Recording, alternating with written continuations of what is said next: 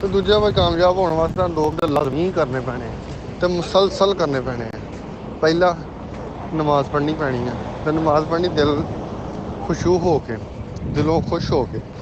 ਦੂਸਰਾ ਮਿਹਨਤ ਕਰਨੀ ਪੈਣੀ ਆ। ਤੁਹਾਡਾ ਨਹੀਂ ਵੀ ਦਿਲ ਕਰਦਾ ਤਾਂ ਵੀ ਕਰਨੀ ਪੈਣੀ। ਜੇ ਤੁਸੀਂ ਕੀ ਕਹਿੰਦੇ ਆ ਚਾਹੁੰਦੇ ਆ ਨਾ ਕਾਮਯਾਬੀ ਚਾਹੁੰਦੇ ਤੇ ਕਾਮਯਾਬੀ ਇਕੱਲਾ ਪੈਸਾ ਨਹੀਂ ਹੁੰਦੀ ਹੈਗੀ। ਕਾਮਯਾਬੀ ਤੁਹਾਡੇ ਕਰੈਕਟਰ ਦੀ ਇੰਪਰੂਵਮੈਂਟ, ਤੁਹਾਡੀ ਕਰੈਕਟਰ ਵਿੱਚ ਸਾਰਾ ਕੁਛ ਆ ਜਾਂਦਾ ਨਾ। ਫਿਰ ਕਰੈਕਟਰ ਦੇ ਵਿੱਚ ਸਭ ਕੁਛ ਆ ਜਾਂਦਾ। ਫਿਰ ਉਸ ਤੋਂ ਬਾਅਦ ਵਿੱਚ ਪੈਸਾ ਵੀ ਹੁੰਦਾ ਵਾ। ਸਾਰੀਆਂ ਚੀਜ਼ਾਂ ਦੀ ਇੰਪਰੂਵਮੈਂਟ ਜਿਹੜੀ ਹੁੰਦੀ ਨਾ ਉਹ ਕਾਮਯਾਬੀ ਹੁੰਦੀ ਆ। ਅਤੇ ਇਹ ਬਲਕਿ ਤਰੱਕੀ ਹੁੰਦੀ ਆ।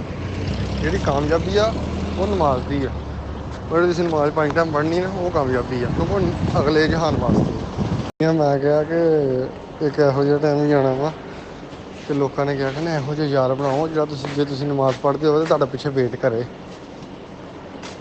ਹੁਣ ਕੋਈ ਵੇਟ ਨਹੀਂ ਕਰਦਾ। ਉਹਨੂੰ ਕਹਿੰਦਾ ਅੱਖ ਮਾਰਦੇ ਚੱਲ ਬਾਹਰ ਆ ਜਾ, ਕਿ ਤੁਹਾਡਾ ਪਿੱਛੇ ਵੇਟ ਕਰੇ। ਕੋਈ ਇਹੋ ਜਿਹਾ ਨੇਕ ਯਾਰ ਬਣਾਓ। ਕੋਈ ਇਹੋ ਜਿਹਾ ਟਾਈਮ ਦੇਖ ਨਹੀਂ ਆਉਣਾ।